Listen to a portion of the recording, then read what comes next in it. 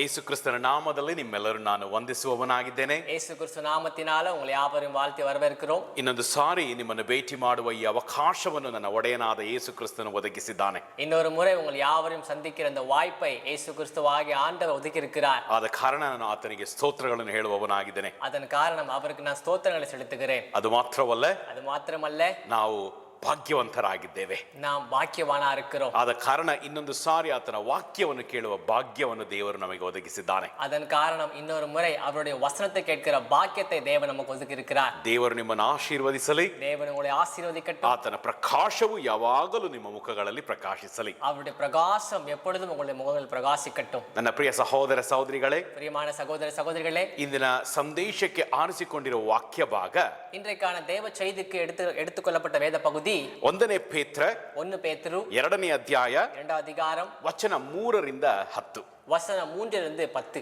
ಅದು ಮಾತ್ರವಲ್ಲ ಈ ಸಂದೇಶಕ್ಕೆ ನಾನು ಹೆಸರಿಟ್ಟಿದ್ದೇನೆ, இந்த செய்திக்கு நான் பெயர் வைத்திருக்கிறேன், ಆರಿಸಲ್ಪಟ್ಟವರು, தேர்ந்தெடுக்கப்பட்டவர்கள். ನಾವು ಪ್ರಾರ್ಥನೆ ಮಾಡಿ ಸಂದೇಶದ ಕಡೆಗೆ ಹೋಗೋಣ. நாம் ஜெபம் செய்து தேவ செய்தி பக்கம் கடந்து போகலாம். ಇನ್ನೊಂದು ಸಾರಿ ನಿಮ್ಮೆಲ್ಲರೂ ನಾನು ವಂದಿಸುವವನಾಗಿದ್ದೇನೆ. இன்னொரு முறை உங்களை யாவரையும் வாழ்த்துகிறேன். ದೇವ ವಚನವನ್ನು ಕೇಳುವುದಕ್ಕೆ ನಮ್ಮನ್ನು ಸಿದ್ಧಪಡಿಸಿಕೊಳ್ಳೋಣ. தேவ வசன கேட்க நம்மை ஆயத்தப்படுத்திக் கொள்ளலாம். ನನ್ನ ಪ್ರಿಯ ಸಹೋದರ ಸಹೋದರಿಗಳೇ, பிரியமான சகோதர சகோதரிகளே, ಈ ವಚನದಲ್ಲಿ ನೋಡುವಾಗ இந்த வசனத்தில் பார்க்கும்போது ಪೇತ್ರನು ಒಂದು ಮನೆಯ ಬಗ್ಗೆ ಮಾತನಾಡುತ್ತಿದ್ದಾನೆ, பேதுரு ஒரு வீட்டை குறித்து பேசுகிறார், ಅಥವಾ ಸಭೆಯ ಬಗ್ಗೆ ಮಾತನಾಡುತ್ತಿದ್ದಾರೆ. அல்லது சபையை குறித்து பேசுகிறார். ಸಭೆಯು ಆತ್ಮೀಕ ಮನೆಯಾಗಿದೆ. சபை ஆவிக்குரிய வீடா இருக்கிறது. ಆತ್ಮೀಕ ಅಂದರೆ ஆவிக்குரியது என்றால் ಪರಲೋಕ ರಾಜ್ಯದ ವಿಷಯಗಳು, பரலோக ராஜ்யத்தின் விஷயங்கள், ಅಂದರೆ ದೈವಿಕ ವಿಷಯಗಳನ್ನು ನಾವು ನೋಡುತ್ತೇವೆ. அப்படி என்றால் தெய்வீக விஷயத்தை நாம் பார்க்கிறோம். ಅದೇ ರೀತಿಯಲ್ಲಿ ಮನೆ ಅನ್ನುವಾಗ அதே விதத்தில் வீடு என்னும்போது ಅಲ್ಲಿ ಜನರು ವಾಸ ಮಾಡುತ್ತಾರೆ, அங்கள் ஜனங்கள் வாசித்து வருகிறார்கள். ಆದರೆ ಈ ವಚನದಲ್ಲಿ ನೋಡುವಾಗ ஆனால் இந்த வசனத்தில் பார்க்கும்போது ಇಲ್ಲಿ ಆತ್ಮೀಕ ಮನೆ ಎಂದು ಬರೆಯಲಾಗಿದೆ, இங்கு ஆவிக்குரிய வீடு என்று எழுதப்பட்டிருக்கிறது, ಅಥವಾ ಆತ್ಮೀಕ ಸಭೆ ಎಂದು ಕೂಡ ನಾವು ಹೇಳಬಹುದು, அல்லது ஆவிக்குரிய சபை என்று நான் சொல்ல முடியும். ಇಲ್ಲಿ ದೇವರು ವಾಸ ಮಾಡುವವನಾಗಿದ್ದಾನೆ. இங்கு தேவன் வாசம் செய்கிறார். ಅದು ಮಾತ್ರವಲ್ಲ ಆತನ ಭಕ್ತರು ಕೂಡ ವಾಸ ಮಾಡುತ್ತಾರೆ, அவருடைய விசுவாசிகளும் வாசம் செய்கிறார்கள். ಆದರೆ ಈ ಮನೆಯನ್ನು ದೇವರು ಕಟ್ಟುವವನಾಗಿದ್ದಾನೆ. ஆனால் இந்த வீட்டை தேவன் கட்டுகிறார். ಈ ಆಲಯವನ್ನು ದೇವರು ಕಟ್ಟುತ್ತಿದ್ದಾನೆ. இந்த ஆலயத்தை தேவன் கட்டிக்கொண்டிருக்கிறார். ಯಾವ ರೀತಿಯಲ್ಲಿ ಮನೆಯನ್ನು ಕಟ್ಟುವುದಕ್ಕೆ ಕಲ್ಲುಗಳನ್ನು ಉಪಯೋಗ ಮಾಡುತ್ತಾರೋ, எந்த விதத்தில் வீடுகளை கட்ட கல்லுகளை பயன்படுத்துகிறாரோ, ದೇವರು ಈ ಸಭೆಯನ್ನು ಕಟ್ಟುವುದಕ್ಕೂ ಕಲ್ಲುಗಳನ್ನು ಉಪಯೋಗ ಮಾಡುತ್ತಾನೆ. தேவன் இந்த சபையை கட்டுவதற்கும் கல்லுகளை பயன்படுத்துகிறார். ಈ ವಚನದಲ್ಲಿ ನಾವು ನೋಡುವಾಗ இந்த வசனத்தில் நாம் பார்க்கும்போது ಮೊದಲು ಆತ್ಮೀಕ ಕಲ್ಲು ಎಂದು ಬರೆಯಲಾಗಿದೆ. முதலாவது ஆவிக்குரிய கல் என்று எழுதப்பட்டிருக்கிறது. ಅದು ಮಾತ್ರವಲ್ಲ ಆತ್ಮೀಕ ಕಲ್ಲುಗಳು ಕೂಡ ಬರೆಯಲಾಗಿದೆ. ஆவிக்குரிய கல்லுகளும் என்று எழுதப்பட்டிருக்கிறது. ಯೇಸು ಕ್ರಿಸ್ತನೇ ಈ ಸಭೆಯ ಆತ್ಮೀಕ ಕಲ್ಲಾಗಿದ್ದಾನೆ. ಯೇಸು கிறிஸ்துவே இந்த சபையின் ஆவிக்குரிய கல்லா இருக்கிறார். ಜೀವವುಳ್ಳ ಕಲ್ಲಾಗಿದ್ದಾನೆ. ஜீவனுள்ள கல்லா இருக்கிறார். ಜೀವವುಳ್ಳ ಕಲ್ಲು ಅಂದರೆ ஜீவனுள்ள கல் என்றால் ಈ ಸಭೆಯ ಅಡಿಪಾಯಿ ಯೇಸು ಕ್ರಿಸ್ತನಾಗಿದ್ದಾನೆ. இந்த சபையின் அஸ்திபாரம் ಯೇಸು கிறிஸ்துவா இருக்கிறார். ಯಾವ ಸಭೆಗೆ ಯೇಸು ಕ್ರಿಸ್ತನು ಅಡಿಪಾಯಿ ಅಲ್ಲವೋ, எந்த சபைக்கு இயேசு கிறிஸ்து அஸ்திபாரமாக இல்லையோ, ಆ ಸಭೆ ನಿಜವಾದ ಸಭೆಯೇ ಅಲ್ಲ, அந்த சபை உண்மையான சபையே அல்ல. ಜೀವವುಳ್ಳ ಕಲ್ಲಾಗಿರುವ ಯೇಸು ಕ್ರಿಸ್ತನು, ஜீவனுள்ள கல்லா இருக்கிற இயேசு கிறிஸ்து ಈ ಸಭೆಯ ಅಡಿಪಾಯಿಯಾಗಿದ್ದಾನೆ. இந்த சபையின் அஸ்திபாரமா இருக்கிறார். ಅದೇ ರೀತಿಯಲ್ಲಿ அதே விதத்தில் ಯೇಸು ಕ್ರಿಸ್ತನ ಭಕ್ತರು, இயேசு கிறிஸ்துவின் விசுவாசிகள் ಈ ಜೀವವುಳ್ಳ ಸಭೆಯ ಕಲ್ಲುಗಳಾಗಿದ್ದಾರೆ. இந்த ஜீவனுள்ள சபையின் கல்லுகளா இருக்கிறார்கள். ಈ ಆತ್ಮೀಕ ಸಭೆಯ ಕಲ್ಲುಗಳಾಗಿದ್ದಾರೆ. இந்த ஆவிக்குரிய சபையின் கல்லுகளா இருக்கிறார்கள். ನಾವು ದೇವರಿಂದ ಆರಿಸಲ್ಪಡಲಾಗಿದೆ, நாம் தேவனால் தெரிந்து கொள்ளப்பட்டிருக்கிறோம். ನಾವು ದೇವರಿಂದ ಆರಿಸಲ್ಪಟ್ಟ ಜನರಾಗಿದ್ದೇವೆ. நாம் தேவனால் தெரிந்து கொள்ளப்பட்ட ಜನங்களா இருக்கிறோம். ದೇವರು ನಮ್ಮ ಮೂಲಕ ಈ ಆಲಯವನ್ನು ಕಟ್ಟುತ್ತಿದ್ದಾನೆ. தேவன் நம்மை கொண்டு இந்த ஆலயத்தை கட்டுகிறார். ಅಂದರೆ அப்படி என்றால் ನಾವೇ ಈ ಆಲಯದ ಕಲ್ಲುಗಳಾಗಿದ್ದೇವೆ. நாமே இந்த ஆலயத்தின் கல்லுகளா இருக்கிறோம். ಆತ್ಮೀಕ ಮನೆಯ ಅಡಿಪಾಯಿಯ ಕಾರ್ಯ ಮುಕ್ತಾಯವಾಗಿದೆ. ஆவிக்குரிய வீட்டின் அஸ்திபாரத்தின் காரியம் முடிந்துவிட்டிருக்கிறது. ಯಾಕೆಂದರೆ ಯೇಸು ಕ್ರಿಸ್ತನು ತನ್ನ ಕಾರ್ಯವನ್ನು ಮುಕ್ತಾಯ ಮಾಡಿದ್ದಾನೆ. ஏனென்றால் இயேசு கிறிஸ்து தன்னுடைய காரியத்தை முடித்து விட்டிருக்கிறார். ಆದರೆ ಈ ಗೋಡೆಗಳು ಇನ್ನೂ ಕಟ್ಟಲ್ಪಡಬೇಕಾಗಿದೆ. ஆனால் இந்த சுவர்கள் இன்னும் கட்ட வேண்டியதா இருக்கிறது. ಒಂದು ಕಾಲದಲ್ಲಿ ನಾವು ದೇವರನ್ನು ಅರಿಯದೇ ಇರುವ ಜನರಾಗಿದ್ದೆವು. ஒரு காலத்தில் நாம் தேவனை அறியாத ஜனங்களா இருந்தோம். ಕತ್ತಲೆ ಮಾರ್ಗದಲ್ಲಿ ನಡೆಯುತ್ತಿದ್ದೆವು. இருளின் பாதையில் நடந்து கொண்டிருந்தோம். ಶಾಪಗ್ರಸ್ತರಾಗಿದ್ದೆವು, சாபத்திற்குரியவராயிருந்தோம், ಪಾಪದ ಜನರಾಗಿದ್ದೆವು. பாவத்தின் ஜனங்களாயிருந்தோம். ಆದರೆ ದೇವರು ನಮ್ಮನ್ನು ರಕ್ಷಿಸಿದ್ದಾನೆ, ஆனால் தேவன் நம்மை ரட்சித்திருக்கிறார். ಪಾಪವನ್ನು ತೊಳೆದಿದ್ದಾನೆ, பாவத்தை கழுவி இருக்கிறார், ಶಾಪವನ್ನು ಮುರಿದಿದ್ದಾನೆ. சாபத்தை முறித்திருக்கிறார். ನಾವು ಆತನಿಂದ ಆರಿಸಲ್ಪಟ್ಟ ಜನರಾಗಿ ಮಾರ್ಪಟ್ಟಿದ್ದೇವೆ. நாம் அவரால் தெரிந்து கொள்ளப்பட்ட ஜனங்களாக மாறி இருக்கிறோம். ನಮ್ಮನ್ನು ಆರಿಸಿಕೊಂಡು நம்மை தெரிந்து கொண்டு ನಮಗೆ ಒಂದು ಜವಾಬ್ದಾರಿಯನ್ನು ನೀಡಿದ್ದಾನೆ. நமக்கு ஒரு பொறுப்பை கொடுத்திருக்கிறார். ಅದೇನೆಂದರೆ அது என்னவென்றால் ಆಲಯವನ್ನು ಕಟ್ಟುವುದು.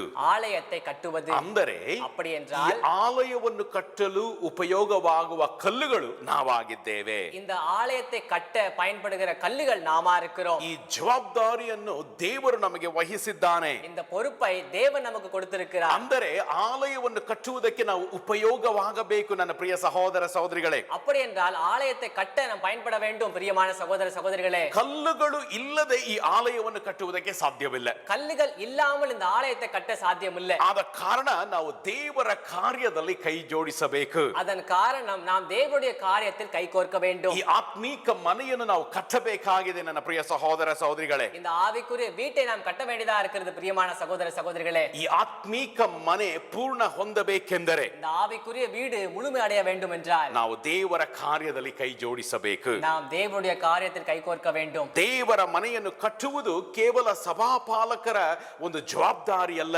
தேவனுடைய வீட்டை கட்டுவது வெறும் சபை போதகருடைய ஒரு பொறுப்பு மாத்திரமல்ல, ಎಲ್ಲಾ ಸಭೆಯ ಸದಸ್ಯರ ಒಂದು ಜವಾಬ್ದಾರಿ ಆಗಿದೆ. எல்லா சபையுடைய உறுப்பினருடைய ஒரு பொறுப்பா இருக்கிறது. ಯೇಸು ಕ್ರಿಸ್ತನು ಈ ಮನೆಯ ಅಡಿಪಾಯಿಯಾಗಿದ್ದಾನೆ. இயேசு கிறிஸ்து இந்த வீட்டின் அஸ்திபாரமா இருக்கிறார். ಆದರೆ ನಾವು ಜೀವವುಳ್ಳ ಕಲ್ಲಾಗಿದ್ದರೆ, ஆனால் நாம் ஜீவனுள்ள கல்லா இருந்தால், ನಮ್ಮಲ್ಲಿ ಪರಿಶುದ್ಧಾತ್ಮನು ವಾಸ ಮಾಡಿದರೆ, நம்மில் பரிசுத்த ஆவி வாசம் செய்து வந்தால் ನಾವು ಖಂಡಿತವಾಗಿ ದೇವರ ಕಾರ್ಯದಲ್ಲಿ ಕೈ ಜೋಡಿಸುತ್ತೇವೆ. நாம் நிச்சயமாக தேவனுடைய காரியத்தில் கை கோர்க்குவோம். ಆತನ ಕಾರ್ಯಕ್ಕೆ ನಾವು ಕಾಳಜಿಯನ್ನು ತೋರಿಸುತ್ತೇವೆ. அவருடைய காரியத்துக்கு நாம் ஆர்வத்தை காட்டுவோம். ಪರಿಶುದ್ಧಾತ್ಮನು ನಮ್ಮಲ್ಲಿ ವಾಸ ಮಾಡುವಾಗ பரிசுத்த ஆவி நம்மில் வாசம் செய்யும் ನಾವು போது ಸುಮ್ಮನೆ ಇರುವುದಕ್ಕೆ ಸಾಧ್ಯವೇ ಇಲ್ಲ. ನನ್ನ ಪ್ರಿಯ ಸಹೋದರ ಸಹೋದರಿಗಳೇ, நாம் சும்மா இருக்க சாத்தியமே இல்ல. பிரியமான சகோதர சகோதரிகளே, ಈ ಆತ್ಮೀಕ ಮನೆ ಇನ್ನೂ ಪೂರ್ಣ ಹೊಂದಲಿಲ್ಲ. இந்த ಆವಿக்குரிய வீடு இன்னும் முழுமடையவில்லை. ಆದ ಕಾರಣ ನಮಗೆ ಜವಾಬ್ದಾರಿ ಇದೆ. ನನ್ನ ಪ್ರಿಯ ಸಹೋದರ ಸಹೋದರಿಗಳೇ, அதன் காரணம் நமக்கு ஒரு பொறுப்பு இருக்கு. பிரியமான சகோதர ನಾವು சகோதரிகளே, ಆತನ ಕಾರ್ಯದಲ್ಲಿ ಕೈ ಜೋಡಿಸಬೇಕು. நாம் அவருடைய காரியத்தில் கை கோர்க்க வேண்டும். ನಾವೇ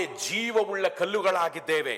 நாமே ஜீவனுள்ள கல்லா இருக்கிறோம். ಈ ಆತ್ಮೀಕ ಮನೆಯನ್ನು ಕಟ್ಟುವುದಕ್ಕೆ இந்த ஆவிக்குரிய வீட்டை கட்டுவதற்கு ನಮಗೆ ಒಂದು ಮುಖ್ಯ ಪಾತ್ರವನ್ನು ದೇವರು ನೀಡಿದ್ದಾನೆ. நமக்கு ஒரு முக்கிய பாத்திரத்தை தேவன் கொடுத்திருக்கிறார். ಈ ಜವಾಬ್ದಾರಿಯನ್ನು ನಾವು ನಿಭಾಯಿಸಬೇಕೆಂದರೆ இந்த பொறுப்பை நாம் செயல்படுத்த வேண்டும் என்றால் ನಾವು ದೇವರಲ್ಲಿ ಯಾರಾಗಿದ್ದೇವೆ ಎಂಬ ವಿಷಯ ನಮಗೆ ತಿಳಿಯ ಬರಬೇಕು. நாம் தேவனுக்குள் யாரா இருக்கிறோம் என்ற விஷயம் நமக்கு தெரிய வர வேண்டும். ನಾವು ಅನೇಕ ಸಾರಿ ದೇವರ ಕಾರ್ಯದಲ್ಲಿ ಕೈ ಜೋಡಿಸುವುದಿಲ್ಲ. நாம் அநேக முறை தேவனுடைய காரியத்தில் கை கோர்ப்பதில்லை. ಯಾಕೆಂದರೆ ನಾವು ಯಾರಾಗಿದ್ದೇವೆ ಎಂಬ ಗುರುತು ನಮಗೆ ಗೊತ್ತಿಲ್ಲ. ஏனென்றால் நாம் யாரா இருக்கிறோம் என்ற அடையாளம் நமக்கு தெரியவில்லை. ಇಂದಿನ ವಚನದಲ್ಲಿ ನಾವು ನೋಡುತ್ತೇವೆ, இந்த நாளில் வசனத்தில் நாம் பார்க்கிறோம், ದೇವರು ನಮ್ಮನ್ನು ಯಾರಾಗಿ ನೋಡುತ್ತಾನೆ ಎಂಬ ವಿಷಯವನ್ನು ಬರೆಯಲಾಗಿದೆ. தேவன் நம்மை யாராய் பார்க்கிறார் என்ற விஷயம் எழுதப்பட்டிருக்கிறது. ದೇವರ ದೃಷ್ಟಿಯಲ್ಲಿ ನಾವು ಯಾರು ಆಗಿದ್ದೇವೆ. தேவனுடைய பார்வையில் நாம் யாரா இருக்கிறோம். ದೇವರು ಹೇಳುತ್ತಾನೆ, தேவன் சொல்லுகிறார், ನೀವು ಆರಿಸಿಕೊಂಡಿರುವ ಜನಾಂಗದವರಾಗಿದ್ದೀರ, நீங்கள் தெரிந்து கொள்ளப்பட்ட ஜனங்களா இருக்கிறீர்கள், ನೀವು ಪರಿಶುದ್ಧ ಯಾಜಕರಾಗಿದ್ದೀರ, நீங்கள் பரிசுத்த ஆசாரியரா இருக்கிறீர்கள், ಪರಿಶುದ್ಧ ಜನಾಂಗದವರಾಗಿದ್ದೀರ, பரிசுத்த வம்சமாக இருக்கிறீர்கள், ದೇವರಿಗೆ ಸ್ವಂತ ಮಕ್ಕಳಾಗಿದ್ದೀರ. தேவனுக்கு சொந்த பிள்ளைகளா இருக்கிறீர்கள். ಅದು ಮಾತ್ರವಲ್ಲ, அது மாத்திரமல்ல, ನಾವು ದೇವ ಜನರಾಗಿದ್ದೇವೆ. நாம் தேவ ஜனங்களா இருக்கிறோம். ನನ್ನ ಪ್ರಿಯ ಸಹೋದರ ಸಹೋದರಿಗಳೇ, பிரியமான சகோதர சகோதரிகளே, ದೇವರು ನಮಗೆ ಹೊಸ ಗುರುತನ್ನು ನೀಡಿದ್ದಾನೆ. தேவன் நமக்கு புதிய அடையாளத்தை கொடுத்திருக்கிறார். ದೇವರನ್ನು ಅರಿಯದೇ ಇರುವಾಗ தேவனை அறியாமல் இருக்கும்போது ಶಾಪಗ್ರಸ್ತರಾಗಿದ್ದೆವು, சாபத்திற்குரியவராயிருந்தோம், ಪ್ರಯೋಜನಕ್ಕೆ ಬಾರದಂತ ಜನರಾಗಿದ್ದೆವು. உபயோகமற்ற ஜனங்களாயிருந்தோம். ಆದರೆ ಈಗ ನಮಗೆ ಹೊಸ ಗುರುತನ್ನು ದೇವರು ನೀಡಿದ್ದಾನೆ. ஆனால் இப்பொழுது நமக்கு புதிய அடையாளத்தை தேவன் கொடுத்திருக்கிறார். ನನ್ನ ಪ್ರಿಯ ಸಹೋದರ ಸಹೋದರಿಗಳೇ, ನಾವು ಸಾಧಾರಣ ವ್ಯಕ್ತಿಗಳಲ್ಲ, பிரியமான சகோதர சகோதரிகளே, நாம் சாதாரண மனுஷர்கள் அல்ல, ದೇವರಿಂದ ಆರಿಸಲ್ಪಟ್ಟ ಜನರಾಗಿದ್ದೇವೆ. தேவனால் தெரிந்து கொள்ளப்பட்ட ஜனங்களா இருக்கிறோம், ದೇವ ರಾಜ್ಯದ ಸದಸ್ಯರಾಗಿದ್ದೇವೆ. தேவ ராஜ்யத்தின் பங்காளரா இருக்கிறோம். ಅದು ಮಾತ್ರವಲ್ಲ, அது மாத்திரமல்ல, ನಾವು ಪರಿಶುದ್ಧ ಯಾಜಕರಾಗಿದ್ದೇವೆ, நாம் பரிசுத்த ஆசாரியரா இருக்கிறோம், ದೇವರಿಂದ ಕರೆಯಲ್ಪಟ್ಟ ಜನರಾಗಿದ್ದೇವೆ, தேவனால் அழைக்கப்பட்ட ஜனங்களா இருக்கிறோம், ಪವಿತ್ರ ರಕ್ತದಿಂದ ತೊಳೆಯಲ್ಪಟ್ಟ ಜನರಾಗಿದ್ದೇವೆ. பரிசுத்தமான ரத்தத்தால் கழுவப்பட்ட ஜனங்களா ಆದ இருக்கிறோம். ಕಾರಣ ನಾವು ಪರಿಶುದ್ಧ ಜನರಾಗಿದ್ದೇವೆ. அதன் காரணம் பரிசுத்த ஜனங்களா இருக்கிறோம். ಅದು ಮಾತ್ರವಲ್ಲ, அது மாத்திரமல்ல, ದೇವರ ಸ್ವಂತ ಜನರಾಗಿದ್ದೇವೆ, தேவனுடைய சொந்த ஜனங்களா இருக்கிறோம், ಪರಲೋಕ ರಾಜ್ಯದ ಸದಸ್ಯರಾಗಿದ್ದೇವೆ. பரலோக ராஜ்யத்தின் பங்காளரா இருக்கிறோம். ಆದ ಕಾರಣ ನನ್ನ ಪ್ರಿಯ ಸಹೋದರ ಸಹೋದರಿಗಳೇ, அதன் காரணம் பிரியமான சகோதர சகோதரிகளே, ನಾವು ಸಾಧಾರಣ ವ್ಯಕ್ತಿಗಳಲ್ಲ, நாம் சாதாரண மனுஷர் அல்ல, ಈ ಲೋಕದಲ್ಲಿ ಬಾಳುವ ದೇವ ಜನರಾಗಿದ್ದೇವೆ. இந்த உலகத்தில் வாழ்கிறதான தேவ ஜனங்களா இருக்கிறோம், ಈ ಲೋಕದಲ್ಲಿ ಬಾಳುವ ದೇವರ ಮಕ್ಕಳಾಗಿದ್ದೇವೆ. இந்த உலகத்தில் வாழ்கிறதான தேவ பிள்ளைகளா இருக்கிறோம். ದೇವರು ನಮ್ಮನ್ನು ಆರಿಸಿಕೊಂಡು தேவன் நம்மை தெரிந்து கொண்டு ಒಂದು ಜವಾಬ್ದಾರಿಯನ್ನು ನೀಡಿದ್ದಾನೆ. ஒரு பொறுப்பை கொடுத்திருக்கிறார். ಆತನ ಆಲಯವನ್ನು ಕಟ್ಟಬೇಕು. அவருடைய ஆலயத்தை கட்ட வேண்டும். ನಾವು ಆಲಯವನ್ನು ಕಟ್ಟಬೇಕೆಂದರೆ நாம் ஆலயத்தை கட்ட வேண்டும் ನಾವು என்றால் ಹೇಗೆ ಇರಬೇಕು? நாம் எப்படி இருக்க ಈ வேண்டும்? ವಚನದಲ್ಲಿ ನಾವು ನೋಡುತ್ತೇವೆ, இந்த வசனத்தில் நாம் பார்க்கிறோம், ದೇವರು ಎಲ್ಲಾ ರೀತಿಯಾದ ಜನರನ್ನು ಆರಿಸಿಕೊಳ್ಳುತ್ತಾನೆ. தேவன் எல்லா விதமான ஜனங்களையும் தெரிந்து கொள்ளுகிறார். ಓದಿರುವವರು, படித்தவர்களும் ಓದದೇ ಇರುವವರು, படிக்காதவர்களும், ಕಾರ್ಪೊರೇಟ್ ಕಂಪನಿಗಳಲ್ಲಿ ಕೆಲಸ ಮಾಡುವವರು, கார்ப்பரேட் கம்பெனியில் வேலை செய்பவர்களும், ಬೇರೆ ಕೆಲಸಗಳನ್ನು ಮಾಡುವವರು, வேறு வேலை செய்கிறவர்களையும், ದೇಹದಲ್ಲಿ ದಪ್ಪದಾಗಿರುವವರು, சரீரத்துல குண்டா இருக்கிறவர்களையும், ಸಣ್ಣದಾಗಿರುವವರು, ஒல்லியா இருக்கிறவர்களையும், ಕಪ್ಪು ಬಣ್ಣದವರು, கருப்பா இருக்கிறவர்களையும், ಬಿಳಿ ಬಣ್ಣದವರು, வெள்ளையா இருக்கிறவர்களையும், ಎಲ್ಲಾ ರೀತಿಯಾದ ಜನರನ್ನು ದೇವರು ಉಪಯೋಗ ಮಾಡುತ್ತಾನೆ. எல்லா விதமான ஜனங்களையும் தேவன் பயன்படுத்துகிறார். ನಮ್ಮ ಹಿನ್ನೆಲೆಯನ್ನು ನೋಡದೆ ದೇವರು ನಮ್ಮನ್ನು ಆರಿಸಿಕೊಂಡಿದ್ದಾನೆ. நம்முடைய பின்னணியை பார்க்காமல் தேவன் நம்மை தெரிந்து கொண்டிருக்கிறார். ನಾವು ಕತ್ತಲೆಯ ಜನರಾಗಿದ್ದೆವು, நாம் இருளின் ஜனங்களாயிருந்தோம், ಆದರೆ ಈಗ ಬೆಳಕಿನ ಜನರಾಗಿದ್ದೇವೆ. ஆனால் இப்பொழுது வெளிச்சத்தின் பிள்ளைகளா இருக்கிறோம். ನಮ್ಮನ್ನು ಆರಿಸಿಕೊಂಡಿದ್ದಾನೆ, நம்மை தெரிந்து கொண்டிருக்கிறார், ಜವಾಬ್ದಾರಿಯನ್ನು ನೀಡಿದ್ದಾನೆ. பொறுப்பை கொடுத்திருக்கிறார். ಆದ ಕಾರಣ அதன் காரணம் ನಾವು ಹೇಗೆ ಇರಬೇಕು? நாம் எப்படி இருக்க வேண்டும்? ನನ್ನ ಪ್ರಿಯ ಸಹೋದರ ಸಹೋದರಿಗಳೇ, பிரியமான சகோதர சகோதரிகளே, ನಾವು ಪರಿಶುದ್ಧಾತ್ಮನಿಂದ நாம் பரிசுத்த ஆவியினால் ದೇವರನ್ನು ಆರಾಧನೆ ಮಾಡುವ ಜನರಾಗಿ ಇರಬೇಕು. தேவனை ஆராதனை செய்கிற ஜனங்களாக இருக்க வேண்டும். ನಮ್ಮಲ್ಲಿ ಯಾವಾಗ ಪರಿಶುದ್ಧಾತ್ಮನು ಹೆಚ್ಚಾಗುತ್ತಾನೋ, நம்மில் எப்பொழுது பரிசுத்த ஆவி அதிகமாவாரோ ನಮ್ಮಲ್ಲಿ ಪರಿಶುದ್ಧ ಆರಾಧನೆ ಹೆಚ್ಚಾಗುತ್ತದೆ. நம்மில் பரிசுத்த ஆராதனை அதிகமாகும். ನಮ್ಮ ಜೀವನದಲ್ಲಿ ಆರಾಧನೆ ಹೆಚ್ಚಾಗುವಾಗ நம்முடைய வாழ்க்கையில் ஆராதனை அதிகமாகும் போது ನಮ್ಮ ಜೀವನವೇ ಪರಿಶುದ್ಧವಾಗಿ ಮಾರ್ಪಡುತ್ತದೆ. நம்முடைய வாழ்க்கையே பரிசுத்தமாக மாறுபடும். ಆಗ அப்பொழுது ನಾವು ದೇವರ ಕಾರ್ಯವನ್ನು ಮಾಡುತ್ತೇವೆ. நாம் தேவனுடைய காரியத்தை செய்வோம். ದೇವರು ನೀಡಿದ ಜವಾಬ್ದಾರಿಯನ್ನು ನಿಷ್ಠೆಯಿಂದ ನಾವು ನಿಭಾಯಿಸುತ್ತೇವೆ. தேவன் கொடுத்த பொறுப்பை நேர்மையோடு நாம் செய்வோம். ಒಂದು ಉದಾಹರಣೆ ನೀಡುವುದಕ್ಕೆ ಬಯಸುತ್ತೇನೆ. ஒரு உதாரணம் சொல்ல விரும்புகிறேன். ನಾವು ಪ್ರತಿ ದಿವಸ ನಾನ್ ವೆಜ್ ತಿಂದರೆ, நாம் தினமும் நான்வெஜ் சாப்பிட்டால் ಆಟೋಮೆಟಿಕ್ ಆಗಿ ನಮಗೆ ಕೊಲೆಸ್ಟ್ರಾಲ್ ಹೆಚ್ಚಾಗುತ್ತದೆ. ஆட்டோமேட்டிக்காக நமக்கு கொலஸ்ட்ரால் அதிகமாகும். ಕೊಲೆಸ್ಟ್ರಾಲ್ ಹೆಚ್ಚಾಗುವಾಗ கொலஸ்ட்ரால் அதிகமாகும் போது ನಮ್ಮ ಹೃದಯಕ್ಕೆ ಬಹಳ ನೋವು ಉಂಟಾಗುತ್ತದೆ. நம்ம இதயத்துக்கு மிகவும் வேதனை ಅದು உண்டாகும். ಆಟೋಮೆಟಿಕ್. அது ஆட்டோமேட்டிக். ಯಾವ ರೀತಿಯಲ್ಲಿ ನಮ್ಮ ಜೀವನ ನಡೆಯುತ್ತದೋ, எந்த விதத்தில் நம்முடைய வாழ்க்கை நடக்குமோ, ಅಂದರೆ ನಮ್ಮ ಜೀವಿತದಲ್ಲಿ ಪರಿಶುದ್ಧಾತ್ಮನು ಹೆಚ್ಚಾಗುವಾಗ அப்படி நம்முடைய வாழ்க்கையில் பரிசுத்த ஆவி அதிகமாகும் போது ಆಟೋಮೆಟಿಕ್ ಆಗಿ ನಾವು ಪರಿಶುದ್ಧರಾಗಿ ನಡೆಯುತ್ತೇವೆ. ஆட்டோமேட்டிக்காக நாம் பரிசுத்தமாக நடப்போம். ನಾವು ಪರಿಶುದ್ಧರಾಗಿ ನಡೆಯುವಾಗ நாம் பரிசுத்தமாக நடக்கும்போது ಆಟೋಮೆಟಿಕ್ ಆಗಿ ಆರಾಧನೆ ಹೆಚ್ಚಾಗುತ್ತದೆ. ஆட்டோமேட்டிக்காக ஆராதனை அதிகமாகும். ಆರಾಧನೆ ಹೆಚ್ಚಾಗುವಾಗ ஆராதனை அதிகமாகும் போது ಆಟೋಮೆಟಿಕ್ ಆಗಿ ದೇವರ ಕಾರ್ಯ ಹೆಚ್ಚಾಗುತ್ತದೆ. ஆட்டோமேட்டிக்காக தேவனுடைய காரியம் அதிகமாகும். ನಾವು ದೇವರ ಕಾರ್ಯವೆಂದರೆ, நாம் தேவனுடைய காரியம் என்றால் ಇದರ ಅರ್ಥ ಏನಾಗಿದೆ? இதனுடைய அர்த்தம் என்னவா இருக்கிறது? ಕಳೆದು ಹೋಗಿರುವ ಜನರನ್ನು தொலைந்து போன ஜனங்களை ಆತನ ರಾಜ್ಯದಲ್ಲಿ ಸೇರಿಸುವುದು. அவருடைய ராஜ்யத்திற்கு சேர்ப்பது. ಅಂದರೆ ನಾವು ಸುವಾರ್ತೆಯನ್ನು ಹೇಳಬೇಕು. அப்படி என்றால் நாம் சுவிசேஷம் சொல்ல வேண்டும். ನೀವು ನನಗೆ ಒಂದು ಪ್ರಶ್ನೆಯನ್ನು ಕೇಳಬಹುದು. நீங்கள் என்னிடம் ஒரு கேள்வி கேட்கலாம். ಪಾಸ್ಟರ್, ನಾನು ಬೈಬಲ್ ಕಾಲೇಜಿಗೆ ಹೋಗಲಿಲ್ಲ. பாஸ்டர், நான் பைபிள் காலேஜுக்கு போகவில்லை. That is not a big deal. அது ஒரு பெரிய விஷயம் அல்ல. ದೇವರು ನಿಮ್ಮನ್ನು ಬೈಬಲ್ ಕಾಲೇಜಿಗೆ ಹೋಗುವುದಕ್ಕೆ ಹೇಳಲಿಲ್ಲ. தேவன் உங்களை பைபிள் காலேஜுக்கு போ என்று சொல்லவில்லை. ಸುವಾರ್ತೆಯನ್ನು ಹೇಳುವುದಕ್ಕೆ ಅಪ್ಪಣೆಯನ್ನು ನೀಡಿದ್ದಾನೆ. சுவிசேஷம் சொல்லுவதற்கு கட்டளையை கொடுத்திருக்கிறார். ಸುವಾರ್ತೆ ಎಂದರೆ சுவிசேஷம் என்றால் ಯೇಸು ಕ್ರಿಸ್ತನ ಬಗ್ಗೆ ಹೇಳುವುದು, இயேசு கிறிஸ்துவை குறித்து சொல்லுவது, ಆತನು ಮಾಡಿದ ಕಾರ್ಯಗಳ ಬಗ್ಗೆ ಹೇಳುವುದು, அவர் செய்த காரியத்தை குறித்து சொல்லுவது, ಕ್ರೂಜೆಯಲ್ಲಿ ನಡೆದಂತ ವಿಷಯವನ್ನು ಹೇಳುವುದು, சிலுவையில் நடந்த விஷயத்தை சொல்லுவது, ಹೂಣಲ್ಪಟ್ಟು ಪುನರುತ್ಥಾನ ಹೊಂದಿದ ವಿಷಯವನ್ನು ಹೇಳುವುದು, அடக்கம் செய்து மறுபடியும் உயிர்த்தெழுந்த விஷயத்தை சொல்லுவது. ಇದೇ ಸುವಾರ್ತೆಯಾಗಿದೆ ನನ್ನ ಪ್ರಿಯ ಸಹೋದರ ಸಹೋದರಿಗಳೇ. இதுவே சுவிசேஷமா இருக்கிறது பிரியமான சகோதர ಅದ சகோதரிகளே. ಕಾರಣ ಬೈಬಲ್ ಕಾಲೇಜಿಗೆ ಹೋಗುವ ಅಗತ್ಯವಿಲ್ಲ. அதன் காரணம் பைபிள் காலேஜுக்கு போக வேண்டிய அவசியம் இல்லை. ನೀವು ಬೈಬಲ್ ಕಾಲೇಜಿಗೆ ಹೋದರೆ ಬಹಳ ಒಳ್ಳೆಯದು. நீங்கள் பைபிள் காலேஜுக்கு போனால் மிகவும் நல்லது. ಹೋಗಲಿಕ್ಕೆ ಆಗಲಿಲ್ಲವೆಂದರೆ ನೀವು ಸುವಾರ್ತೆ ಹೇಳಬಹುದು. போக முடியவில்லை என்றால் நீங்க சுவிசேஷம் சொல்லலாம். ಅದು ಮಾತ್ರವಲ್ಲ, அது மாத்திரமல்ல, ನಮ್ಮ ಸಾಕ್ಷಿಯನ್ನು ನಾವು ಪರರಿಗೆ ಹೇಳಬೇಕು. நம்முடைய சாட்சியை நாம் பிறருக்கு சொல்ல வேண்டும். ನಮ್ಮ ಜೀವನವೇ ದೇವರ ಆರಾಧನೆ ಹಾಗೆ ಕಾಣಿಸಬೇಕು. நம்முடைய வாழ்க்கையே தேவனுடைய ஆராதனையாக காணப்பட வேண்டும். ನಾವು ಅನೇಕರಿಗೆ ಸುವಾರ್ತೆಯನ್ನು ಹೇಳುವ ಜವಾಬ್ದಾರಿಯನ್ನು ದೇವರು ನಮಗೆ ನೀಡಿದ್ದಾನೆ. ನನ್ನ ಪ್ರಿಯ ಸಹೋದರ ಸಹೋದರಿಗಳೇ, நாம் அநேகருக்கு சுவிசேஷம் சொல்லக்கூடிய பொறுப்பை தேவன் நமக்கு கொடுத்திருக்கிறார். பிரியமான சகோதர சகோதரிகளே, ನಮ್ಮ ಸಾಕ್ಷಿಯನ್ನು ಕೇಳಿ ಅನೇಕರು ಮಾರ್ಪಾಡು ಹೊಂದಬೇಕು. நம்முடைய சாட்சிகளை கேட்டு அநேகர் மாற வேண்டும். ನಮ್ಮನ್ನು ನೋಡಿ ದೇವರನ್ನು ಹಿಂಬಾಲಿಸಬೇಕು. நம்மை பார்த்து தேவனை பின்பற்ற வேண்டும். ಕತ್ತಲೆಯ ಮಾರ್ಗದಲ್ಲಿರುವ ಜನರು இருளின் பாதையில் இருக்கிறதான ஜனங்கள் ಬೆಳಕಿನ ಮಾರ್ಗಕ್ಕೆ ಕರೆದುಕೊಂಡು ಬರುವ ಜವಾಬ್ದಾರಿಯನ್ನು ದೇವರು ನಮಗೆ ನೀಡಿದ್ದಾನೆ. வெளிச்சத்தின் பாதைக்கு கொண்டு வருகிற பொறுப்பை தேவன் நமக்கு கொடுத்திருக்கிறார். ನಮಗೆ ಎಂತಹ ಭಾಗ್ಯವಾಗಿದೆ ನನ್ನ ಪ್ರಿಯ ಸಹೋದರ ಸಹೋದರಿಗಳೇ. இது எப்படியாப்பட்ட பாக்கியமா இருக்கிறது பிரியமான சகோதர ದೇವರು சகோதரிகளே. ಕೊಟ್ಟಿರುವ ಅವಕಾಶವಾಗಿದೆ. தேவன் கொடுத்த வாய்ப்பா இருக்கிறது. ಆದರೆ ಅನೇಕ ಸಾರಿ ನಾವು ನಮ್ಮ ಸಮಯವನ್ನು ವ್ಯರ್ಥ ಮಾಡುತ್ತೇವೆ. ஆனா அநேக முறை நம்முடைய நேரத்தை நாம் வீணடிக்கிறோம். ಅವಕಾಶಗಳನ್ನು ಕಳೆದುಕೊಳ್ಳುತ್ತೇವೆ. வாய்ப்பை நாம் இழந்து போகிறோம். ಈ ದಿನ ದೇವರು ನಮ್ಮನ್ನು ಆರಿಸಿಕೊಂಡಿದ್ದಾನೆ. இந்த நாளில் தேவன் நம்மை தெரிந்து கொண்டிருக்கிறார். ನಿಮ್ಮನ್ನು ಆರಿಸಿಕೊಂಡಿದ್ದಾನೆ. உங்களை தெரிந்து கொண்டிருக்கிறார். ನಿಮ್ಮನ್ನು ಕರೆದು ಜವಾಬ್ದಾರಿಯನ್ನು ನೀಡಿದ್ದಾನೆ. உங்களை அழைத்து பொறுப்பை கொடுத்திருக்கிறார். ಅದೇನೆಂದರೆ அது என்னவென்றால் ಆತನ ರಾಜ್ಯವನ್ನು ಕಟ್ಟುವುದು. அவருடைய ராஜ்யத்தை கட்டுவது. ನಮ್ಮ ಜೀವಿತದಲ್ಲಿ ಆರಾಧನೆ ಹೆಚ್ಚಾಗುವಾಗ நம்முடைய வாழ்க்கையில் ஆராதனை அதிகமாகும் ನಾವು போது ಆತನ ರಾಜ್ಯವನ್ನು ಕಟ್ಟುವ ಮಕ್ಕಳಾಗಿ ಮಾರ್ಪಡುತ್ತೇವೆ. நாம் அவருடைய ராஜ்யத்தை கட்டுகிற பிள்ளைகளாக மாறுபடுவோம். ನನ್ನ ಪ್ರಿಯ ಸಹೋದರ ಸಹೋದರಿಗಳೇ, பிரியமான சகோதர சகோதரிகளே, ನೀವು ದೇವರಿಂದ ಆರಿಸಲ್ಪಟ್ಟ ಜನಾಂಗದವರಾಗಿದ್ದೀರ. நீங்கள் தேவனால் தெரிந்து கொள்ளப்பட்ட வம்சமாக இருக்கிறீர்கள். ಪರಿಶುದ್ಧ ಯಾಜಕರಾಗಿದ್ದೀರ. பரிசுத்த ஆசாரியராக இருக்கிறீர்கள். ದೇವ ಜನರಾಗಿದ್ದೀರ. தேவ ஜனங்களா ಆದ இருக்கிறீர்கள். ಕಾರಣ அதன் காரணம் ನಮ್ಮ ಜೀವಿತದಲ್ಲಿ ಆರಾಧನೆ ಹೆಚ್ಚಾಗಿರಬೇಕು. நம்முடைய வாழ்க்கையில் ஆராதனை அதிகமாக இருக்க வேண்டும். ನಾವು ದೇವರಿಂದ ಆರಿಸಲ್ಪಟ್ಟ ಜನರಾಗಿರುವ ಕಾರಣ நாம் தேவனால் தெரிந்து கொள்ளப்பட்ட ஜனங்களா இருக்க காரணம் ನಮ್ಮ ತಂದೆಯ ಕಾರ್ಯವನ್ನು ನಿಷ್ಠೆಯಿಂದ ನಾವು ನಿಭಾಯಿಸೋಣ. நம்முடைய பிதாவின் காரியத்தை நேர்மையோடு நாம் செய்யலாம்.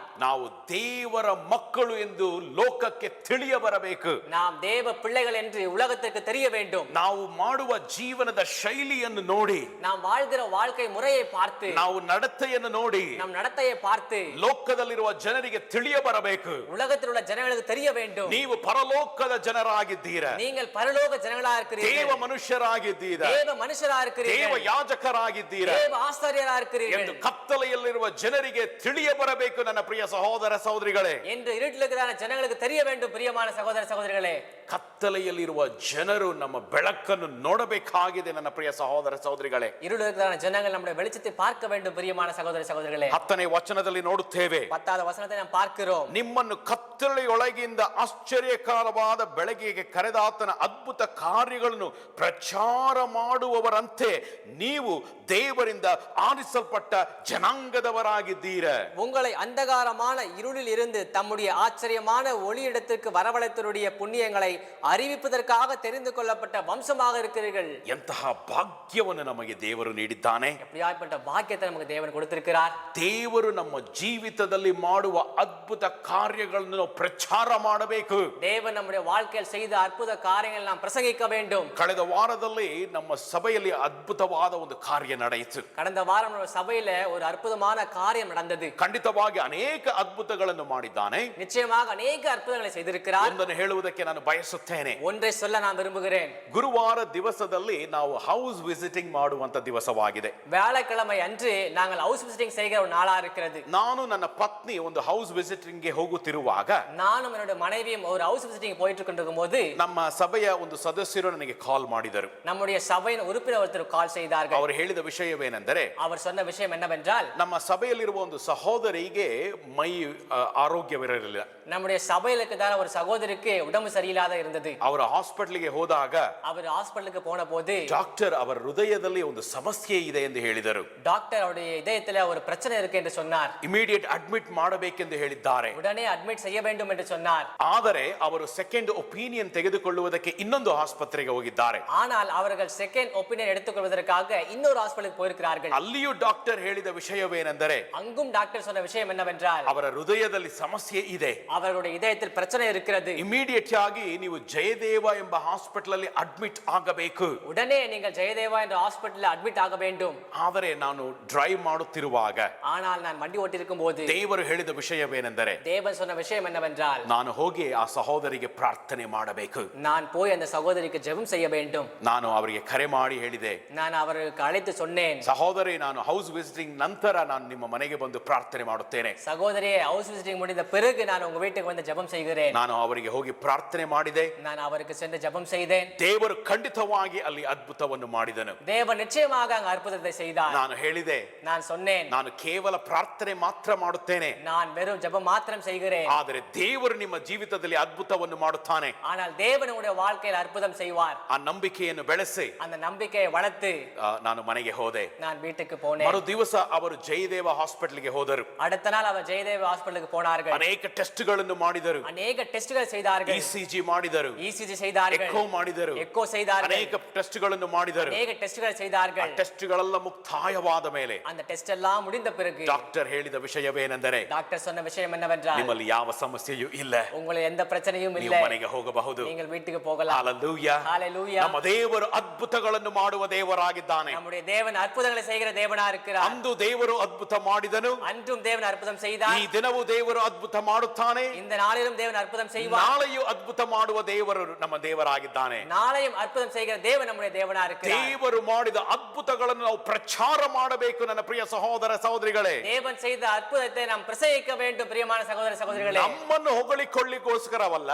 நம்மை பெருமைப்படுத்திக் கொள்ள அல்ல, ನಮ್ಮನ್ನು ಬೆಳೆಸುವುದಕ್ಕೋಸ್ಕರವಲ್ಲ, நம்மை வளர்த்துக் கொள்ள அல்ல, ದೇವರ ರಾಜ್ಯವನ್ನು ಕಟ್ಟುವುದಕ್ಕೆ, தேவ ராஜ்யத்தை கட்டுவதற்காக, ದೇವರ ನಾಮಕ್ಕೆ ಮಹಿಮೆಯನ್ನು ತರುವುದಕ್ಕೆ, தேவ நாமத்திற்கு மகிமை தருவதற்காக. ಆದ ಕಾರಣ ದೇವರು ನಮಗೆ ಜವಾಬ್ದಾರಿಯನ್ನು ನೀಡಿದ್ದಾನೆ. அதன் காரணம் தேவன் நமக்கு பொறுப்பை கொடுத்திருக்கிறார். ನಾವೆಲ್ಲರೂ ಸೇರಿ ದೇವರ ಕಾರ್ಯವನ್ನು ಮಾಡಬೇಕು. நாம் எல்லாரும் சேர்ந்து தேவ காரியத்தை செய்ய வேண்டும். ದೇವರ ಆಲಯವನ್ನು ಕಟ್ಟುವ ಜವಾಬ್ದಾರಿಯನ್ನು ನಮಗೆ ನೀಡಿದ್ದಾನೆ. ನನ್ನ ಪ್ರಿಯ ಸಹೋದರ ಸಹೋದರಿಗಳೇ, தேவ ஆலயத்தை கட்டுவதற்கான பொறுப்பை நமக்கு கொடுத்திருக்கிறார். பிரியமான சகோதர சகோதரிகளே, ಆದ ಕಾರಣ அதன் காரணம் ನಾವು ಒಟ್ಟಾಗಿ ದೇವರ ಕಾರ್ಯವನ್ನು ಮಾಡಬೇಕೆಂದರೆ, நாம் ஒன்றாக தேவனுடைய காரியத்தை செய்ய வேண்டும் என்றால், ನಮ್ಮಲ್ಲಿ ಮುಖ್ಯವಾದ ವಿಷಯ ಏನೆಂದರೆ, நம்மில் முக்கியமான விஷயம் என்னவென்றால், ನಮ್ಮಲ್ಲಿರುವ ಮುಖ್ಯವಾದ ವಿಷಯ ಏನೆಂದರೆ நம்மில் இருக்கிறதான முக்கியமான விஷயம் என்னவென்றால், ಅನ್ಯೋನ್ಯತೆಯಾಗಿದೆ. ನನ್ನ ಪ್ರಿಯ ಸಹೋದರ ಸಹೋದರಿಗಳೇ, ஐக்கியமாவே இருக்கிறது. பிரியமான சகோதர சகோதரிகளே, ನಮ್ಮಲ್ಲಿ ಪರಸ್ಪರ ಒಬ್ಬರ ಮೇಲೆ ಒಬ್ಬರ ಪ್ರೀತಿ ಇರಬೇಕು. நமக்குள் ஒருவருக்கொருவரான அன்பு இருக்க வேண்டும். ನಾವು ಒಟ್ಟಾಗಿ ಕೈ ಜೋಡಿಸಿ ಆರಾಧನೆ ಮಾಡಬೇಕು. நாம் ஒன்றாக கை கோர்த்து ஆராதனை செய்ய வேண்டும். ಕೈ ಜೋಡಿಸಿ ದೇವರ ಕಾರ್ಯವನ್ನು ಮಾಡಬೇಕು. கை கோர்த்து தேவனுடைய காரியத்தை செய்ய வேண்டும். ಅನ್ಯೋನ್ಯತೆಯಲ್ಲಿ ಒಳಗಾಗಬೇಕು. ஐக்கியத்தில் உள்ளாக வேண்டும். ಒಬ್ಬರಿಗೋಸ್ಕರ ಒಬ್ಬರು ಸಹಾಯ ಮಾಡಬೇಕು. ஒருவருக்காக ஒருவர் உதவி செய்ய வேண்டும். ನಮ್ಮ ಅನ್ಯೋನ್ಯತೆಯನ್ನು ಲೋಕವು ನೋಡಿ நம்முடைய ஐக்கியத்தை உலகம் பார்த்து ಇವರು ದೇವರ ಮಕ್ಕಳು ಎಂದು ಹೇಳಬೇಕು. இவர்கள் தேவ ஜனங்கள் என்று சொல்ல வேண்டும். ಆದರೆ ಈ ದಿನಗಳ ಸಮಸ್ಯೆ ಏನೆಂದರೆ, ஆனால் இந்த நாட்கள் பிரச்சனை என்னவென்றால், ನಾನು ಎಂಬ ವಿಷಯ ಹೆಚ್ಚಾಗಿದೆ. நான் என்ற விஷயம் அதிகமா இருக்கிறது. ನನ್ನ ಆಶೀರ್ವಾದ, என்னுடைய ஆசீர்வாதம், ನನ್ನ ಮನೆ, என்னுடைய வீடு, ನನ್ನ ಕಾರ್ಯ, என்னுடைய காரியம், ಎಲ್ಲ ನನ್ನ ಎಂಬ ವಿಷಯ ಹೆಚ್ಚಾಗಿದೆ. எல்லாம் என்னுடைய என்ற விஷயம் அதிகமா இருக்கிறது. ಅದು ದೇವರಿಂದ ಬರುವ ಈ ವಿಷಯವಲ್ಲ, அது தேவனிடமிருந்து வருகிற விஷயம் அல்ல, ಸೈತಾನನು ಮಾಡುವ ವಿಷಯವಾಗಿದೆ. பிசாசானவன் செய்கிற விஷயமா இருக்கிறது. ವಚನದಲ್ಲಿ ನೋಡುತ್ತೇವೆ, வசனத்தில் பார்க்கிறோம், ನೀವೇ ದೇವರ ಆಲಯವೆಂದು ಬರೆಯಲಾಗಿದೆ, நீங்களே தேவனுடைய ஆலயம் என்று எழுதப்பட்டிருக்கிறது, ನೀನು ಎಂದು ಬರೆಯಲಿಲ್ಲ. நீ என்று எழுதவில்லை. ನಾವೆಲ್ಲರೂ ಕೂಡಿ ಬರುವಾಗ நாம் எல்லாரும் சேர்ந்து வரும்போது ದೇವರ ಆಲಯವಾಗುತ್ತೇವೆ. தேவ ஆலயமாகவும், ನಾವೆಲ್ಲರೂ ಕೂಡಿ ದೇವರ ರಾಜ್ಯವನ್ನು ಕಟ್ಟಬೇಕು. நாம் எல்லாரும் சேர்ந்து தேவ ராஜ்யத்தை கட்ட வேண்டும். ನಾವೆಲ್ಲರೂ ದೇವರ ರಾಜ್ಯವನ್ನು ಕಟ್ಟಬೇಕೆಂದರೆ நாம் எல்லாரும் தேவ ராஜ்யத்தை கட்ட வேண்டும் என்றால் ನಮ್ಮ ಮಧ್ಯದಲ್ಲಿ ಪ್ರೀತಿ ಇರಬೇಕು, நமக்கு இடையே அன்பு இருக்க வேண்டும், ಅನ್ಯೋನ್ಯತೆ ಇರಬೇಕು, ஐக்கியம் இருக்க வேண்டும், ಪರಸ್ಪರ ಸಹಾಯ ಇರಬೇಕು, ஒருவருக்கொருவர் உதவி இருக்க வேண்டும், ಕನಿಕರ ಇರಬೇಕು. இரக்கம் இருக்க ಈ வேண்டும். ದಿನದಲ್ಲಿ ಅನೇಕ ಸಭೆಗಳನ್ನು ನೋಡುವಾಗ இந்த நாளில் ಅನೇக ಸಭೆகளை பார்க்கும்போது ಅದು ಕುಟುಂಬವಾಗಿ ಇಲ್ಲ, அது ಕುಟುಂಬமாக ಇಲ್ಲ, ಒಬ್ಬರ ಪರಿಚಯ ಒಬ್ಬರಿಗೆ ಇಲ್ಲ. ஒருவருக்கொருவர் அறிமுகம் இல்ல. ಕಳೆದ ವಾರದಲ್ಲೂ ನನಗೆ ಒಂದು ಫೋನ್ ಕಾಲ್ ಬಂದಿತ್ತು. கடந்த வாரம் எனக்கு ஒரு போன் கால் வந்தது. ಆ ಕುಟುಂಬ ಬಹಳ ಕಷ್ಟದಲ್ಲಿ ಒಳಗಾಗಿದೆ. அந்த குடும்பம் மிகவும் கஷ்டத்தில் உள்ளா இருக்கிறது. ಆದರೆ ಆ ಸಭೆಯ ಜನರು ಸಹಾಯ ಮಾಡುವುದಕ್ಕೆ ಸಿದ್ಧರಾಗಿಲ್ಲ. ஆனால் அந்த சபையின் ஜனங்கள் உதவி செய்ய தயாராக இல்ல. ಬಹಳ ಕಷ್ಟಕರವಾದ ದುಃಖಕರವಾದ ವಿಷಯವಾಗಿದೆ. ரொம்ப கஷ்டமான ஒரு துக்கமான விஷயமா இருக்கிறது. ಆದರೆ ನಾವು ಅನ್ಯೋನ್ಯತೆಯಲ್ಲಿ ಒಳಗಾಗುವುದೇ ಸಭೆಯಾಗಿದೆ. ನನ್ನ ಪ್ರಿಯ ಸಹೋದರ ಸಹೋದರಿಗಳೇ, ஆனால் நாம் ஐக்கியத்தில் உள்ளாவதே சபையா இருக்கிறது. பிரியமான சகோதர சகோதரிகளே, ಆದರೆ ನಮ್ಮಲ್ಲಿ ದೇವರ ಗುಣ ಹೆಚ್ಚಾಗಬೇಕೆಂದರೆ, ஆனால் நம்ம தேவ குணம் அதிகமாக வேண்டும் என்றால், ದೇವರ ಆರಾಧನೆಯ ಹೆಚ್ಚಾಗಬೇಕೆಂದರೆ தேவ ஆராதனை அதிகமாக வேண்டும் ನಾವು என்றால் ದೇವರಲ್ಲಿ ಬೆಳೆಯಬೇಕು. நாம் தேவனுக்குள்ள வளர வேண்டும். ಆಗ ದೈವಿಕ ಗುಣಗಳನ್ನು ನಮ್ಮಲ್ಲಿ ನೋಡುತ್ತೇವೆ. அப்பொழுது தெய்வீக குணங்களை நம்மில் நாம் பார்ப்போம். ಆಗ ಸಹಾಯ ಹೆಚ್ಚಾಗುತ್ತದೆ, அப்பொழுது உதவி அதிகமாகும், ಕನಿಕರ ಹೆಚ್ಚಾಗುತ್ತದೆ. இரக்கம் அதிகமாகும். ಆಗ ಸಭೆ ಸುಂದರವಾಗಿ ಮಾರ್ಪಡುತ್ತದೆ. ನನ್ನ ಪ್ರಿಯ ಸಹೋದರ ಸಹೋದರಿಗಳೇ, அப்பொழுது சபை அழகாக மாறுபடும். பிரியமான சகோதர சகோதரிகளே, ಸಭೆಯ ಜನರ ಮಧ್ಯದಲ್ಲಿ ಮನಸ್ತಾಪಗಳು ಇರಬಾರದು. சபை ஜனங்கள் இடையே மனஸ்தாபம் இருக்கக்கூடாது. ಮನಸ್ತಾಪಗಳು ಬಂದರೂ ಕೂಡ ಅದನ್ನು ಸಮಾಧಾನ ಪಡಿಸುವ ಜನರು ಇರಬೇಕು. மனஸ்தாபங்கள் வந்தாலும் கூட அதை சமாதானப்படுத்த ஜனங்களாக இருக்க வேண்டும். ಅನ್ಯೋನ್ಯತೆ ಹೆಚ್ಚಾಗಬೇಕು. ஐக்கியம் அதிகமாக வேண்டும். ಆಗ ನಾವು ದೇವರ ಆಲಯವನ್ನು ಕಟ್ಟುತ್ತೇವೆ. அப்பொழுது நாம் தேவ ஆலயத்தை கட்டுவோம். ನನ್ನ ಪ್ರಿಯ ಸಹೋದರ ಸಹೋದರಿಗಳೇ, பிரியமான சகோதர சகோதரிகளே, ಇಂದಿನ ವಚನವನ್ನು ನೋಡುವಾಗ இந்த நாளில் வசனங்களை பார்க்கும்போது ಇಲ್ಲಿ ಬರೆಯಲಾಗಿದೆ, இங்க எழுதப்பட்டிருக்கிறது, ಲೋಕದಿಂದ ನಮಗೆ ಹಿಂಸೆಗಳು ಬರುತ್ತದೆ. உலகத்திலிருந்து நமக்கு பிரச்சனைகள் வரும். ನಾವು ಹಿಂಸೆಗಳಿಗೆ ಒಳಗಾಗುತ್ತೇವೆ. நாம் பிரச்சனைகளுக்கு உள்ளாகுவோம். ದೇವರ ಕಾರ್ಯದ ನಿಮಿತ್ತ ನಾವು ಹಿಂಸೆಗಳಿಗೆ ಒಳಗಾಗುತ್ತೇವೆ. தேவ காரியத்தை நிமித்தமாக நாம் பிரச்சனைகளை உள்ளாகுவோம். ಆದರೆ ನಮ್ಮ ಸಭೆಯಲ್ಲಿ ಅನ್ಯೋನ್ಯತೆ ಇರುವಾಗ, ஆனால் நம்முடைய சபையில் ஐக்கியம் இருக்கும்போது, ಪ್ರೀತಿ ಹೆಚ್ಚಾಗಿರುವಾಗ அன்பு அதிகமா இருக்கும்போது ಆ ಹಿಂಸೆ ದೊಡ್ಡದಾಗಿ ಕಾಣಿಸುವುದಿಲ್ಲ.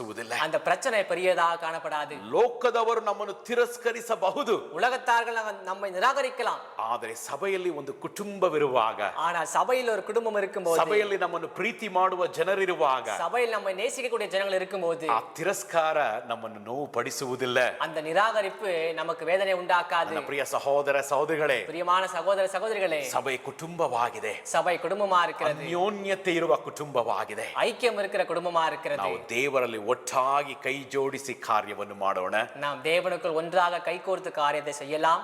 ನಾವು ಪರಸ್ಪರ ಅನ್ಯೋನ್ಯತೆಯಲ್ಲಿರುವಾಗ, நாம் ஒருவருக்கொருவர் ஐக்கியத்தில் இருக்கும்போது, ಪ್ರೀತಿಯಲ್ಲಿರುವಾಗ, அன்பில் இருக்கும்போது, ಲೋಕದಿಂದ ಎಷ್ಟೇ ಹಿಂಸೆ ಬಂದರೂ உலகத்திலிருந்து எவ்வளவே பிரச்சனை வந்தாலும் ನಾವು ದೇವರ ಕಾರ್ಯವನ್ನು ಒಟ್ಟಾಗಿ ಮಾಡುತ್ತೇವೆ. ನನ್ನ ಪ್ರಿಯ ಸಹೋದರ ಸಹೋದರಿಗಳೇ, நாம் தேவனுடைய காரியத்தை ஒன்றாக செய்வோம். பிரியமான சகோதர சகோதரிகளே, ಆದ ಕಾರಣ அதன் ಈ காரணம் ಸಂದೇಶದಿಂದ ನಮ್ಮ ಜೀವನದಲ್ಲಿ ಅಳವಡಿಸಿಕೊಳ್ಳುವ ವಿಷಯವೇನೆಂದರೆ, இந்த செய்தியிலிருந்து நம்முடைய வாழ்வில் நடைமுறைப்படுத்திக் கொள்கிற விஷயம் என்னவென்றால், ನಾನು ಎರಡು ವಿಷಯಗಳನ್ನು ಹೇಳಲಿಕ್ಕೆ ಬಯಸುತ್ತೇನೆ. நான் இரண்டு விஷயத்தை சொல்ல விரும்புகிறேன். ನಾವು ದೇವರಿಂದ ಆರಿಸಲ್ಪಟ್ಟವರಾಗಿದ್ದೇವೆ. நாம் தேவனால் தெரிந்து கொள்ளப்பட்டிருக்கிறோம். ದೇವರು ನಮಗೆ ಎರಡು ಜವಾಬ್ದಾರಿಯನ್ನು ನೀಡಿದ್ದಾನೆ. தேவன் நமக்கு இரண்டு பொறுப்பை கொடுத்திருக்கிறார். ಆ ವಿಷಯವನ್ನೇ ನಮ್ಮ ಜೀವಿತದಲ್ಲಿ ನಾವು ಅಳವಡಿಸಿಕೊಳ್ಳಬೇಕು. அந்த விஷயத்தை நம்முடைய வாழ்க்கையில் நடைமுறைப்படுத்திக் கொள்ள வேண்டும். ಮೊದಲನೆಯದಾಗಿ, முதலாவதாக, ನಾವು ದೇವರಿಂದ ಆರಿಸಲ್ಪಟ್ಟ ಜನರಾಗಿರುವ ಕಾರಣ, நாம் தேவனால் தெரிந்து கொள்ளப்பட்ட ஜனங்களாக இருக்க காரணம், ಆರಿಸಿಕೊಂಡು ಯಾಜಕರಾಗಿ ನಮ್ಮನ್ನು ಕರೆದ ಕಾರಣ, தெரிந்து கொண்டு ஆசாரியராக நம்ம அழைத்த காரணம், ದೇವರಿಗೆ ಯೋಗ್ಯರಾಗಿ ನಾವು ನಡೆದುಕೊಳ್ಳೋಣ.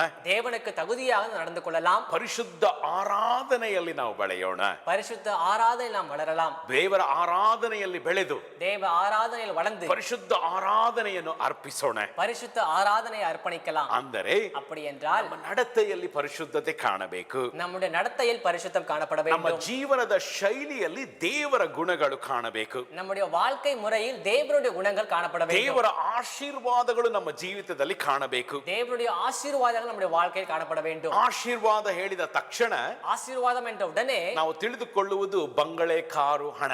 நாம் புரிந்து கொள்வது பங்களா, காரு, பணம். ಅದು ಒಳ್ಳೆ ವಿಷಯವೇ, ತಪ್ಪು ಎಂದು ಹೇಳಲಿಲ್ಲ. அது நல்ல விஷயமே, தவறு என்று சொல்லவில்லை. ಆದರೆ ಅದಕ್ಕಿಂತ ಮೇಲ್ಪಟ್ಟಾದ ಆಶೀರ್ವಾದವೇನೆಂದರೆ, ஆனா அதை காட்டிலும் மேலான ஆசீர்வாதம் என்னவென்றால் ಸಮಾಧಾನ, சமாதானம், ಶಾಂತಿ, சாந்தி, ಆರೋಗ್ಯ, ஆரோக்கியம், ನೆಮ್ಮದಿ. நிம்மதி. ಇದೇ ಅದಕ್ಕಿಂತ ದೊಡ್ಡದಾದ ಆಶೀರ್ವಾದಗಳಾಗಿದೆ ನನ್ನ ಪ್ರಿಯ ಸಹೋದರ ಸಹೋದರಿಗಳೇ. இதுவே அதை காட்டிலும் பெரியதா இருக்கிறது. பிரியமான சகோதர ಈ சகோதரிகளே, ಆಶೀರ್ವಾದಗಳನ್ನು ಜನರು ನೋಡಬೇಕಾಗಿದೆ. இந்த ஆசீர்வாதங்களை ஜனங்கள் பார்க்க வேண்டியதா இருக்கிறது. ಇದನ್ನು ನೋಡಿ ಇವರು ದೇವರ ಮಕ್ಕಳು ಎಂದು ಹೇಳಬೇಕು. இதை பார்த்து இவர்கள் தேவ பிள்ளைகள் என்று சொல்ல வேண்டும். ಎರಡನೆಯ ವಿಷಯ, இரண்டாவது விஷயம், ಕಳೆದು ಹೋಗಿರುವವರನ್ನು தொலைந்து போகிறவர்களை ದೇವರ ಮನೆಯಲ್ಲಿ ನಾವು ಸೇರಿಸಬೇಕು. தேவனுடைய வீட்டில் நாம் சேர்க்க வேண்டும். ಯೇಸು ಕ್ರಿಸ್ತನಿಗೂ இயேசு கிறிஸ்துவிற்கும் ಲೋಕಕ್ಕೂ உலகத்திற்கும் ಮಧ್ಯದಲ್ಲಿ ಒಂದು ಸೇತುವೆ ಇದೆ.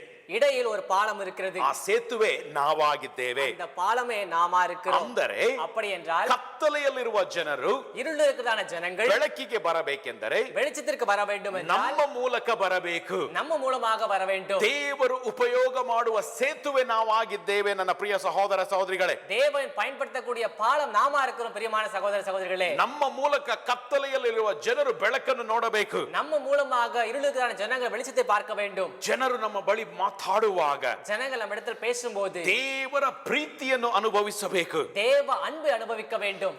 ಒಂದು ಪ್ರೋತ್ಸಾಹವನ್ನು ಅನುಭವಿಸಬೇಕು. ஒரு ஊக்குவிக்கதை அனுபவிக்க வேண்டும். ಅವರ ಜೀವಿತದಲ್ಲಿ ಸಂತೋಷ ಉಂಟಾಗಬೇಕು. அவருடைய வாழ்க்கையில் சந்தோஷம் உண்டாக ಅದು வேண்டும். ಮಾತ್ರವಲ್ಲ, அது ಮಾತ್ರಮಲ್ಲ, ಜನರು ನಮ್ಮ ಮನೆಗೆ ಬರುವಾಗ ஜனங்கள் நம்ம வீட்டுக்கு வரும்போது ದೇವರ ಪ್ರಸನ್ನತೆಯನ್ನು ಅನುಭವಿಸಬೇಕು. தேவ பிரசன்னத்தை அனுபவிக்க வேண்டும். ಹಾಗೆ ನಡೆಯಬೇಕೆಂದರೆ அப்படி நடக்க வேண்டும் ನಾವು என்றால் ಪರಿಶುದ್ಧಾತ್ಮನಲ್ಲಿ ಹೆಚ್ಚಾಗಬೇಕು. நாம் பரிசுத்த ஆவியில் அதிகமாக வேண்டும். ಪರಿಶುದ್ಧಾತ್ಮ ನಮ್ಮಲ್ಲಿ ತುಂಬಿರಬೇಕು. பரிசுத்த ஆவி நம் நிரம்பியிருக்க வேண்டும். ನಾವು ದೇವರು ಆರಿಸಿಕೊಂಡಿರುವ ಜನರ ಹಾಗೆ ನಡೆಯಬೇಕು. நாம் தேவன் தெரிந்து கொள்ளப்பட்ட ஜனங்களை போல நடந்து கொள்ள வேண்டும். ನನ್ನ ಪ್ರಿಯ ಸಹೋದರ ಸಹೋದರಿಗಳೇ, பிரியமான சகோதர சகோதரிகளே, ಜನರು ನಿಮ್ಮ ಮನೆಗೆ ಬರುವಾಗ ஜனங்கள் உங்க வீட்டுக்கு வரும்போது ಯಾವ ವಿಷಯವನ್ನು ಅನುಭವಿಸುತ್ತಿದ್ದಾರೆ? எந்த விஷயத்தை அனுபவிக்கிறார்கள்? ಜನರು ನಿಮ್ಮ ಸಂಗಡ ಮಾತಾಡುವಾಗ ஜனங்களோடு கூட பேசும்போது ನಿಮ್ಮ ವರ್ತನೆ ಹೇಗಿದೆ? உங்க நடத்தை எப்படி இருக்கிறது? ಅವರು ಆಶೀರ್ವಾದ ಹೊಂದುತ್ತಿದ್ದಾರೋ? அவர்கள் ஆசீர்வாதம் அடைகிறார்களோ? ನಿಮ್ಮ ಕೆಲಸದ ಜಾಗದಲ್ಲಿ உங்க வேலை ஸ்தலங்களிலே ಜನರು ನಿಮ್ಮ ಸಂಗಡ ಮಾತಾಡುವಾಗ ஜனங்கள் உங்களோடு கூட பேசும்போது ಅವರಲ್ಲಿ ಸಂತೋಷ ಉಂಟಾಗುತ್ತಿದೆಯೋ? அவர்கள் சந்தோஷம் உண்டாகிறதோ? ನೆಮ್ಮದಿ ಉಂಟಾಗುತ್ತಿದೆಯೋ? நிம்மதி உண்டாகிறதோ? ನೀವು ದೇವರ ಪ್ರೀತಿಯ ವಿಷಯಗಳನ್ನು ಹೇಳುತ್ತಿದ್ದೀರೋ? நீங்கள் தேவ அன்பின் விஷயங்களை சொல்லுகிறீர்களோ? ನಿಮಗೆ ಒಂದು ಪ್ರೋತ್ಸಾಹ ಮಾಡುವುದಕ್ಕೆ ನಾನು ಪ್ರಯತ್ನ ಪಡುತ್ತಿದ್ದೇನೆ. உங்களை நான் ஒரு விஷயத்தில் உற்சாகமூட்ட விரும்புகிறேன். ನೀವು ಹೊಸ ಮಾರ್ಗ ಸಭೆಯ ಸದಸ್ಯರಾಗಿದ್ದೀರ. நீங்கள் ஒசமார்க சபையின் உறுப்பினராக இருக்கிறீர்கள். ಅನೇಕರು ಆನ್ಲೈನ್ ಅಲ್ಲಿ ನೋಡುವವರು ಅನೇಕ ಸಭೆಯ ಸದಸ್ಯರಾಗಿದ್ದೀರ. அநேகர் ஆன்லைன்ல பார்த்துட்டு இருக்கீங்க, அநேக சபையின் உறுப்பினராக இருக்கிறீர்கள். ದೇವ ಆಲಯದ ಮನುಷ್ಯರಾಗಿದ್ದೀರ. தேவ ஆலயத்தின் மனுஷராக இருக்கிறீர்கள். ಆದ ಕಾರಣ அதன் காரணம் ದೇವರು ನಿಮಗೆ ನೀಡಿರುವ ಜವಾಬ್ದಾರಿಯನ್ನು, தேவன் உங்களுக்கு கொடுத்திருக்கிற பொறுப்பை, ದೇವರು ನೀಡಿದ ಪಾತ್ರವನ್ನು தேவன் கொடுத்த பாத்திரத்தை ನಿಷ್ಠೆಯಿಂದ ನಿಭಾಯಿಸಿ நேர்மையோடு செயல்படுத்துங்கள். ನೀವು ದೇವರ ರಾಜ್ಯಕ್ಕೆ ಉಪಯೋಗವಾಗುವ ಸದಸ್ಯರಾಗಿ ಮಾರ್ಪಡಬೇಕು. நீங்கள் தேவ ராஜ்யத்திற்கு பயன்படுத்தக்கூடிய உறுப்பினராக மாறப்பட வேண்டும். ಅನೇಕರಿಗೆ ಸಭೆಗೆ ಬರುವುದೇ ಬಹಳ ಕಷ್ಟ. அநேகருக்கு சபைக்கு வருவதே ரொம்ப கஷ்டம். ಈ ದಿನ ನನ್ನ ಪ್ರಾರ್ಥನೆ ಏನೆಂದರೆ, இந்த நாளில் ஜெபம் என்னவென்றால், ದೇವರ ದೈವಿಕ ಸತ್ಯ ನಿಮ್ಮನ್ನು ಮುಟ್ಟಲಿ. தேவனுடைய தெய்வீக சத்தியம் உங்களை தொடட்டும். ನೀವು ದೇವರಿಂದ ಆರಿಸಲ್ಪಟ್ಟವರು ಎಂಬ ಸತ್ಯ ನಿಮ್ಮನ್ನು ಮುಟ್ಟಲಿ.